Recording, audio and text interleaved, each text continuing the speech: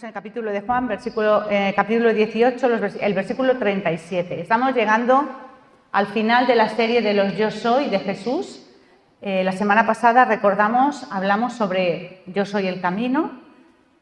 El Señor dijo, yo soy el camino, la verdad y la vida. Hoy reflexionaremos en torno a la verdad de la que hablaba Jesús. La semana que viene vendrá nuestra hermana Esther Aguilarte y nos compartirá el último yo soy la vida.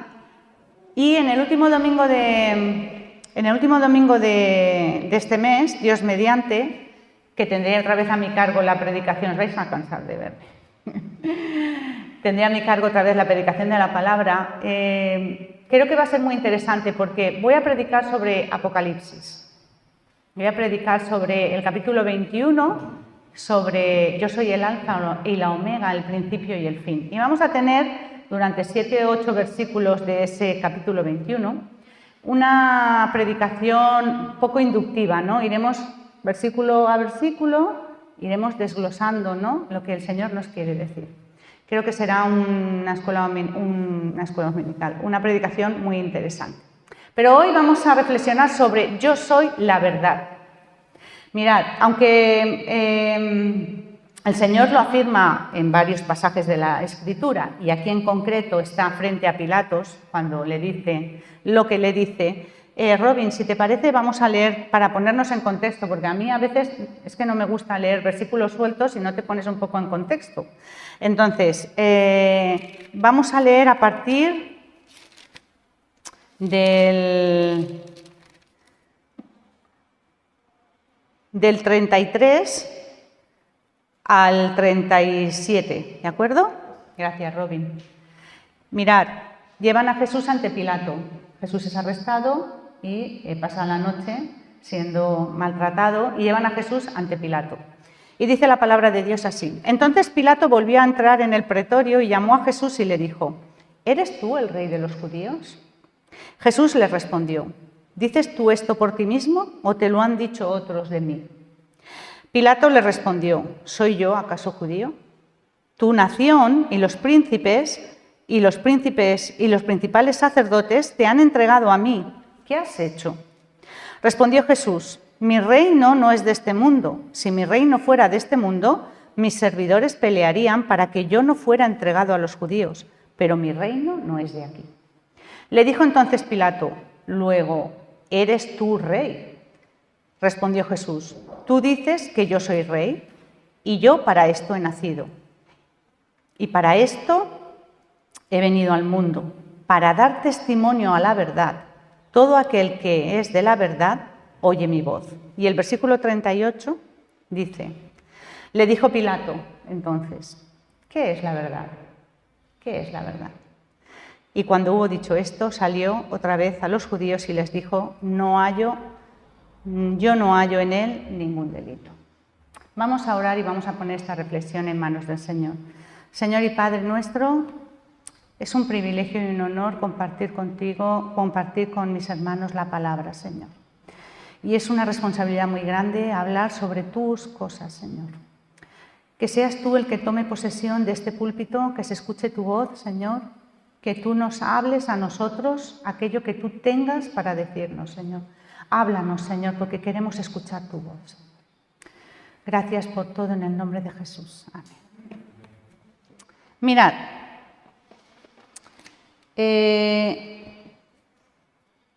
vamos a explorar la verdad que encontramos en la persona de Jesús, nuestro Señor y Salvador, esta tarde.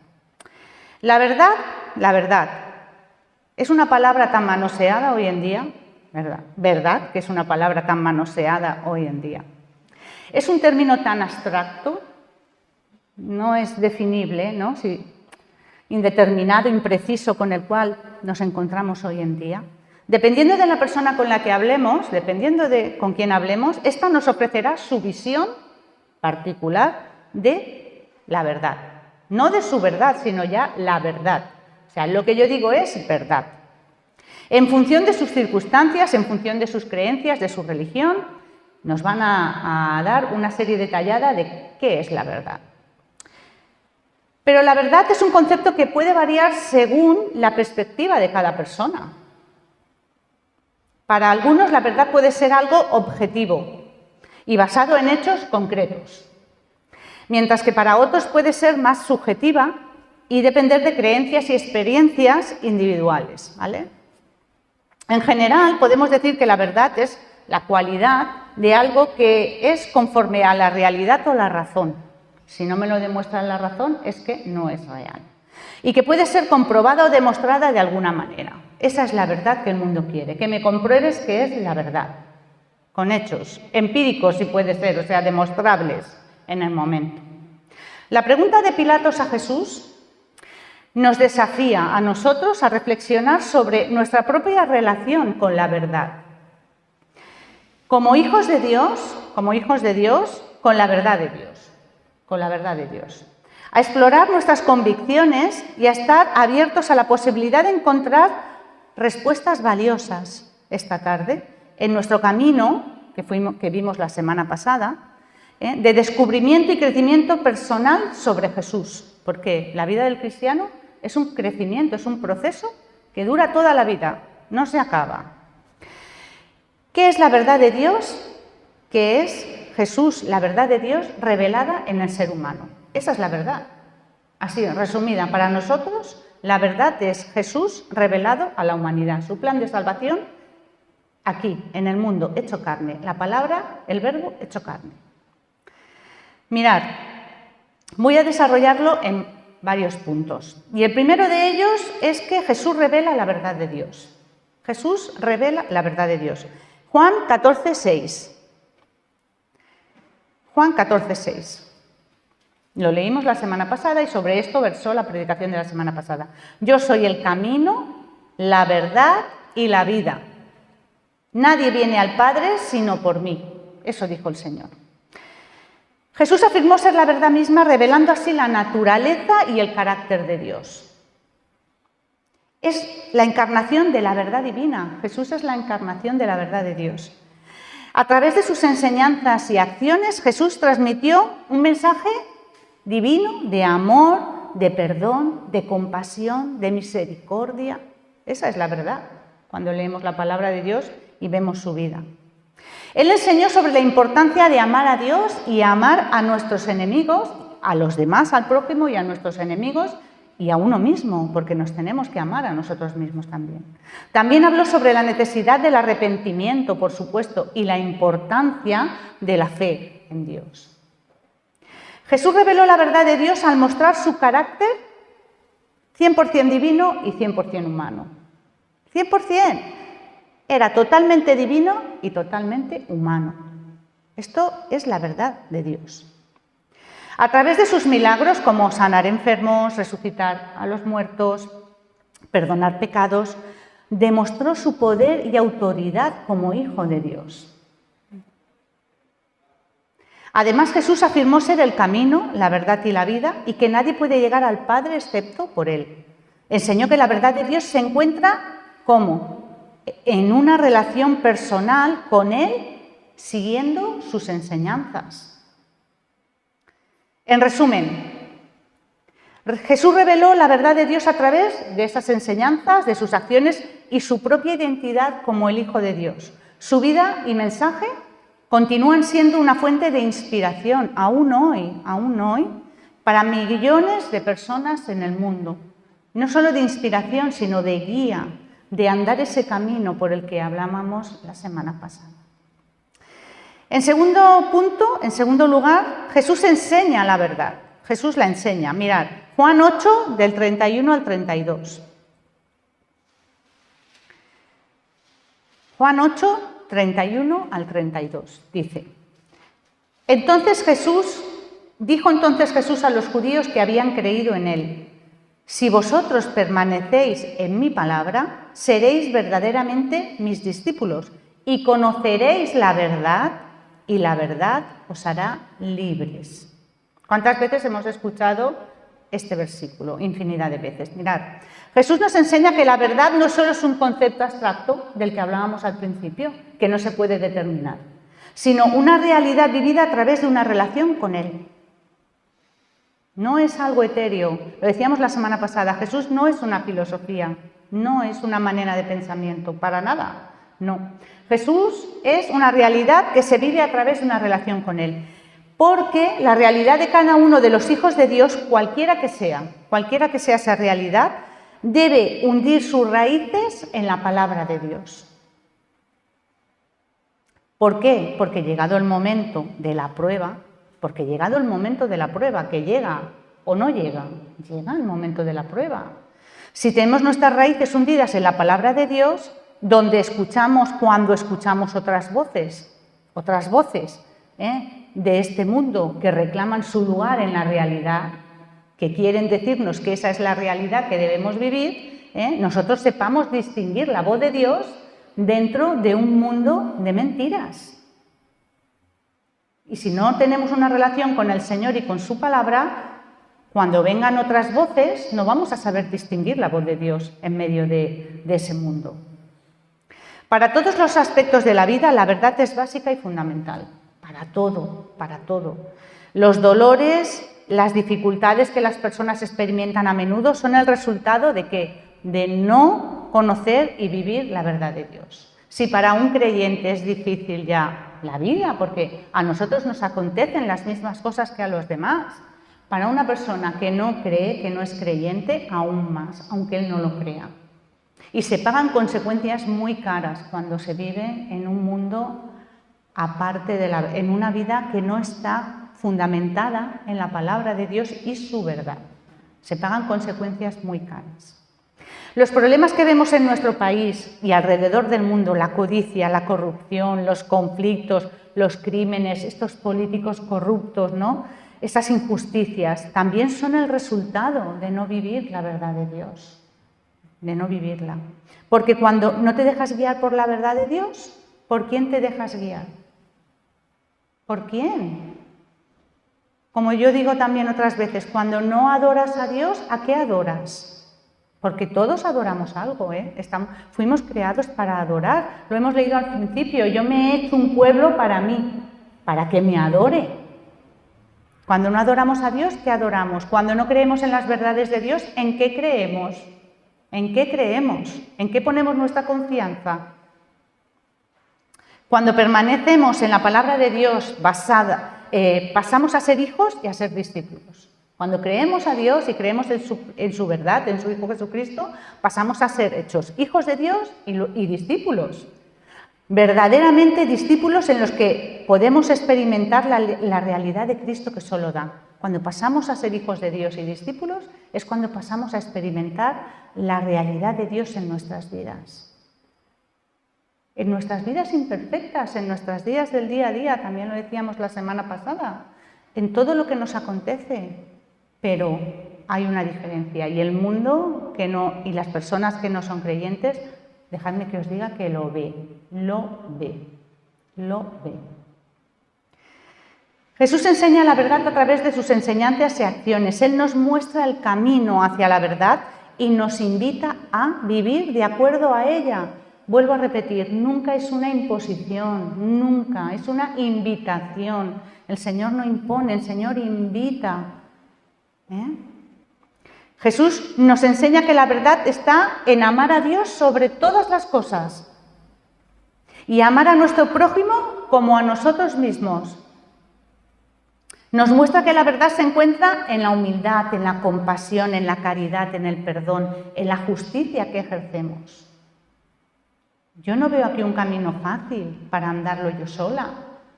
Yo no lo veo, al menos yo, hermanos y hermanas. Porque muchas veces soy injusta y me falta misericordia y me falta el don del perdón. Yo por mí misma soy incapaz de andar ese camino, pero Dios, en su Hijo Jesucristo, que se hizo carne por nosotros, sí lo andó y nos mostró el camino y nos guió hacia la verdad. Que la verdad que el Señor enseña no solo se encuentra en las palabras, sino en acciones concretas. ¿Qué dice Santiago 1, 22 al 25? También lo sabemos seguro. Santiago 1, del 22 al 25. Pero sed hacedores de la palabra y no tan solamente oidores, engañándoos a vosotros mismos, dirá Santiago, porque si alguno es oidor de la palabra, pero no es hacedor de ella, este es semejante a un hombre que considera en un espejo su rostro natural, porque él se considera a sí mismo y se va, y luego se olvida de cómo era. Mas el que mira atentamente en la perfecta ley, la ley de la libertad, y persevera en ella, o sea, en Cristo, no siendo oidor olvidadizo, sino hacedor de la obra, este será bienaventurado en lo que hace. A través del testimonio de su vida, Jesús nos anima a vivir de manera coherente con lo que creemos y ser auténticos en nuestras relaciones con los demás. Y eso tiene un precio. Eso tiene un precio. Ser coherente con nuestras convicciones, con nuestra fe, tiene un precio. En resumen, hermanos, Jesús nos muestra que la verdad está en vivir una vida de amor a Dios y a los demás, en servicio y en honestidad. Como Él lo hizo, como Él lo hizo. En tercer lugar, Jesús cumple las profecías. Esto es una verdad indiscutible. Mirad, Mateo 5:17.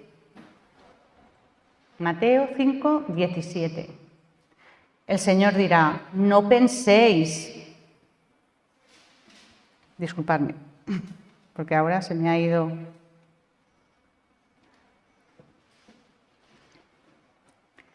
No penséis que he venido para abolir la ley o los profetas. No he venido para abolir, sino para cumplir. Jesús cumplió las profecías del Antiguo Testamento que hablan de un Mesías redentor, miles de años antes, en personas que no vivieron ni en el mismo lugar, ni a la vez, ni en el mismo periodo histórico. Cumplió las profecías de todos ellos. Mirad, no hace falta que las busques porque son muchas, las iré diciendo yo. Su vida, muerte y resurrección confirman que Él es la verdad encarnada, el cumplimiento de las promesas de Dios. Él cumplió numerosas profecías que se encuentran en la Sagrada Escritura. Mirad. El nacimiento virginal se encuentra en Isaías 7:14. Profetizó que el Mesías nacería de una virgen. Jesús cumplió esta profecía al nacer de María, que era una mujer virgen. Jesús cumplió la profecía del lugar de nacimiento donde nació. Miqueas 5:2. Predijo que el Mesías nacería en Belén. Jesús nació en Belén, tal y como está registrado en los Evangelios. Que descendería de la casa de David. Jeremías 23 y 2 de Samuel. Profetizaron que el Mesías sería descendiente del rey David, y Jesús cumplió esta profecía al ser descendiente de David por su linaje, que podemos leer en el Evangelio de Mateo. El ministerio y las enseñanzas de Jesús también están profetizados. Isaías 61, 1 y 2 habló sobre el ministerio del Mesías, que incluiría la predicación de las buenas nuevas y la liberación a los cautivos. Un texto precioso que os animo a leer esta semana. Jesús cumplió estas profecías a través de su ministerio terrenal. Muerte y resurrección, que también se cumplió. Salmo 22 y Isaías 53 describen detalladamente la muerte y el sufrimiento del Mesías. Jesús cumplió estas profecías al ser crucificado y resucitar al tercer día. Estos son solo algunos ejemplos de las profecías que Jesús cumplió y que están, las profecías mesiánicas, en el Antiguo Testamento. Su vida, su ministerio, su muerte y resurrección son testimonio de su identidad como el Mesías, el que se prometió desde el principio en las Escrituras. Esa es la verdad, esa es la verdad. Y como último punto, Jesús nos libera de la mentira y el pecado. Jesús nos libera de la mentira y el pecado. Juan 8, 36. Así que, si el Hijo os libertare, seréis verdaderamente libres. Jesús no solo nos revela la verdad, nos enseña, nos dirige, sino que también nos libera de la mentira y del pecado. ¿Cómo, diréis? ¿Cómo lo hace esto? Pues abriendo nuestros ojos a la verdad de cómo somos nosotros mismos, de nuestra condición. Romanos 3, del 21 al 26. Mirad. Lo tengo en la Nueva Versión Internacional, no sé si ahí lo tenéis, pero da igual. Pero ahora, dice Pablo en Romanos, sin la mediación de la ley se ha manifestado la justicia de Dios, de la que dan testimonio la ley y los profetas, lo que hemos leído antes. Esta justicia de Dios llega mediante la fe en Jesucristo. A todos los que creen, de hecho, no hay distinción, pues todos han pecado. En Reina Valera dirá, por cuantos todos pecaron y están destituidos de la gracia y de la gloria de Dios. En la Nueva Versión Internacional dice, pues todos han pecado y están privados de la gloria de Dios.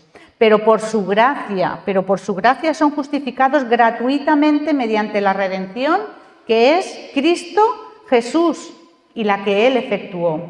Dios lo ofreció como un sacrificio para obtener el perdón de pecados, el cual se recibe por la fe en su sangre. Así demostró su justicia, porque a causa de su paciencia había pasado por alto los pecados pasados el Señor. Lo hizo para mostrar en el tiempo presente su justicia. De este modo Dios es justo y a la vez el que justifica a los que tienen fe en Jesús. Lo hace abriendo nuestros ojos diciendo, sí, es verdad, yo soy pecador. Porque claro, el Espíritu es el que hace la obra en nosotros cuando reconocemos que hemos pecado delante del Señor. No que hemos cometido ninguna falta delante de nadie, sino delante de Dios. Al que hemos ofendido es al Señor. Señor, te he ofendido a ti. Así comienza la salvación en una persona. Eso es como abre Jesús los ojos a nuestra verdad, a que somos incapaces porque estamos destituidos por el pecado de la gracia de Dios, pero Él hizo posible que pudiéramos ser salvados. Su sacrificio en la cruz nos ofrece el perdón y la reconciliación con Dios, permitiéndonos vivir en la verdad, y no solo vivirla, sino experimentarla, una verdad que nos libera espiritualmente, porque somos espirituales, más espirituales que nuestra parte material, nuestro cuerpo, porque tenemos un cuerpo, pero pensamos, discurrimos, sentimos, lloramos, padecemos, nos alegramos, todo eso son emociones y lo emocional también va ligado a lo espiritual y nuestra parte espiritual hay que desarrollarla porque Dios la puso ahí. Jesús nos libera de las mentiras y del pecado a través de su amor y su sacrificio en la cruz. Él nos enseña la verdad y nos muestra el camino hacia la vida abundante y la reconciliación con Dios. Eso es lo que Jesús hace. Yo he venido para que tengan vida y para que la tengan en abundancia, porque de tal manera amó Dios al mundo que no escatimó ni a su propio Hijo, sino que lo entregó. ¿Para qué? Para que nosotros fuéramos salvos, pudiéramos estar con Él. Aquí y ahora, y después en la eternidad, pero el reino de Dios es aquí y ahora, La liberación es aquí y ahora. Jesús nos libera de las mentiras al revelarnos la verdad sobre nosotros mismos y sobre el mundo que nos rodea. Eso es lo que hace Cristo. Pues mirad, también me preguntaréis, ¿cómo lo hace? ¿Cómo hace esto Jesús? Mirad, en primer lugar, Él nos muestra que somos amados y valiosos a los ojos de Dios y nos invita a vivir en la luz de esa verdad. En un mundo donde todo depende de ti mismo, donde todo depende de tus apariencias, donde todo depende de cuánto tienes y eso es lo que vales, de cuánto tenemos y eso es lo que valemos, el Señor nos dice que somos valiosos. ¿Por qué? Por nada, por gracia. Por gracia, no somos valiosos por nada que hayamos hecho, sino porque el sacrificio lo hizo Él, porque Él quiso. Porque Él quiso. A través de sus enseñanzas nos guía hacia una comprensión más profunda de la realidad y nos libera de las falsas creencias y engaños que nos alejan de la plenitud de vida que Dios desea para nosotros. Él quiere que estemos con Él a su lado.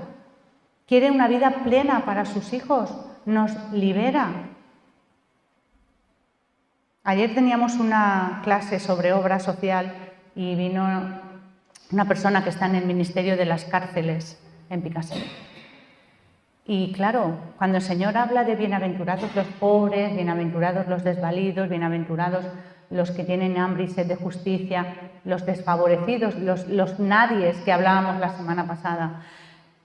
Hablaba yo con una persona esta mañana. Es que, claro, el Señor dijo, más difícil es que entre un rico, ¿no?, en el cielo. ¿Cómo es la frase? Exacto. ¿Quién tiene más necesidad de Dios? El que está en la cárcel, el que está en la droga, está en el alcohol, está en una situación desesperada, que necesita esa tabla de salvación que es Cristo. Desgraciadamente, las personas que humanamente hablando lo tienen todo, no creen tener la necesidad de clamar a Dios. Por eso el Señor, en las bienaventuranzas, hace el mundo al revés. Le da a conocer el reino de Dios a los más desvalidos, a los que en teoría son los que menos lo iban a comprender y lo comprendieron perfectamente, y se lo esconde a los escribas y los fariseos. No se lo esconde, sino que los escribas y los fariseos, como son tan creyentes, como son tan dignos, como lo saben todo de la ley de Dios, no necesitan más. Entonces, el Señor nos muestra que no. El Señor nos quiere para Él una relación con Él íntima y personal.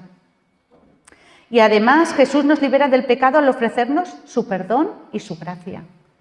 Cuando entendemos que no hemos hecho nada para merecerlo, que es todo porque Él lo hizo todo. No es por nada que podamos haber hecho ni vayamos a hacer nosotros.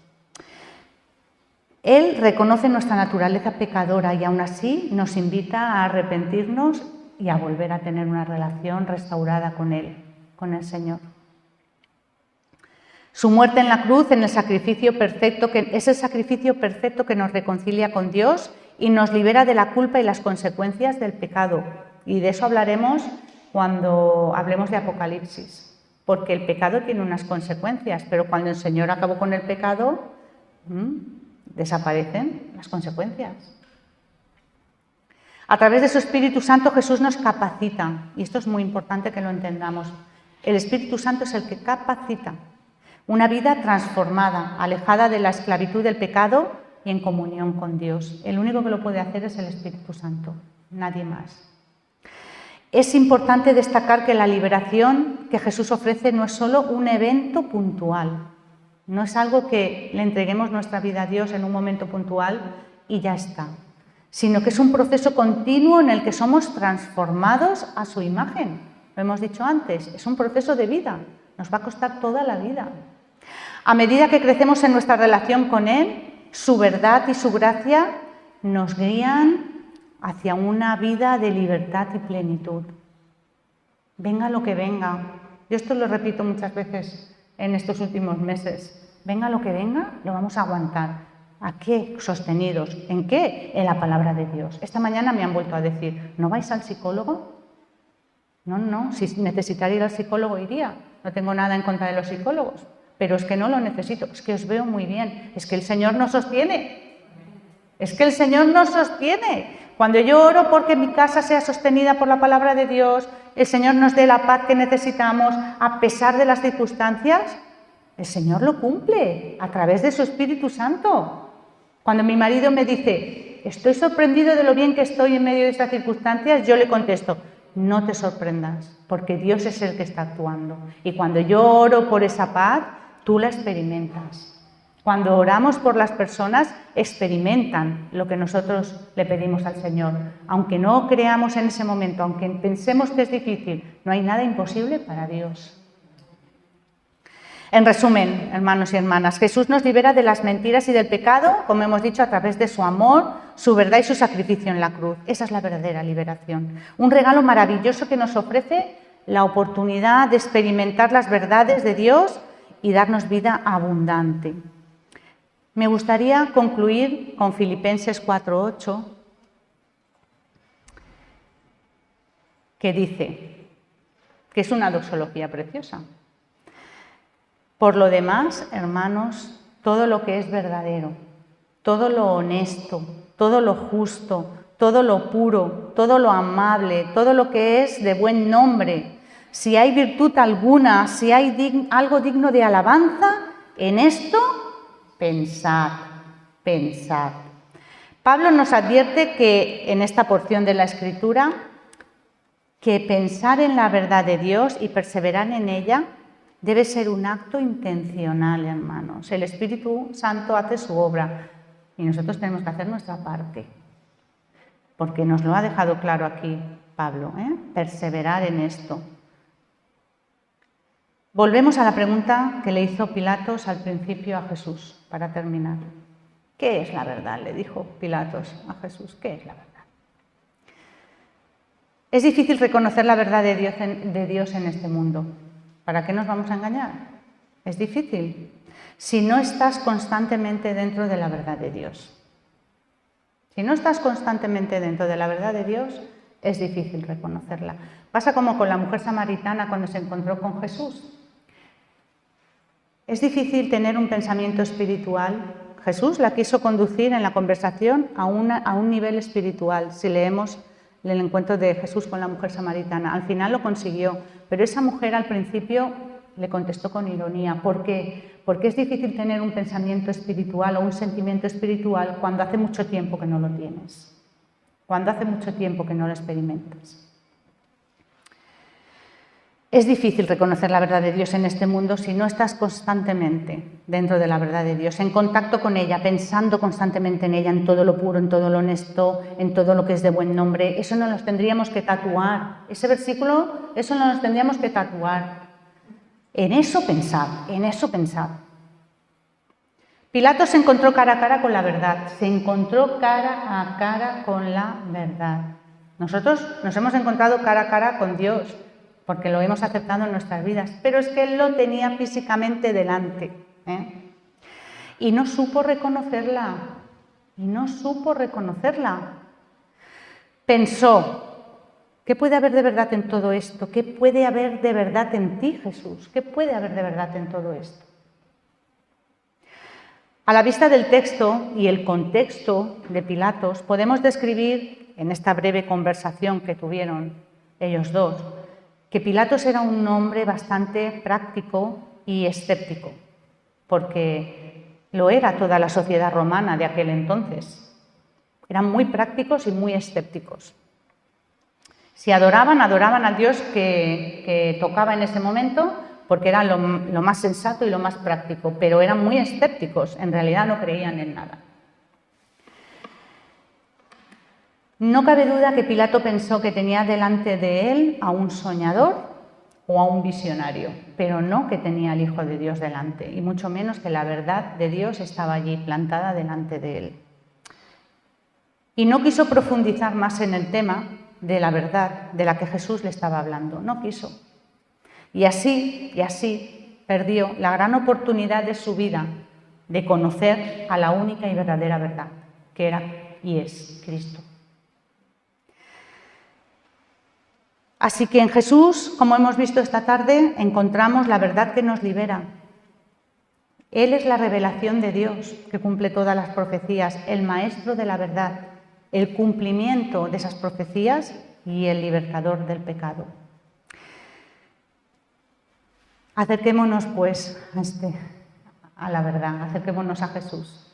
No seamos escépticos, ¿no? A veces también nos invade un poco el escepticismo porque oramos y no vemos nuestras oraciones cumplidas o nuestros deseos cumplidos, pero Dios ha prometido estar con nosotros todos los días hasta el fin del mundo. Y Él es la verdad y Dios no miente. Así que acerquémonos a conocerle personalmente y a experimentar con Él la verdadera plenitud de vida que es Él. Amén.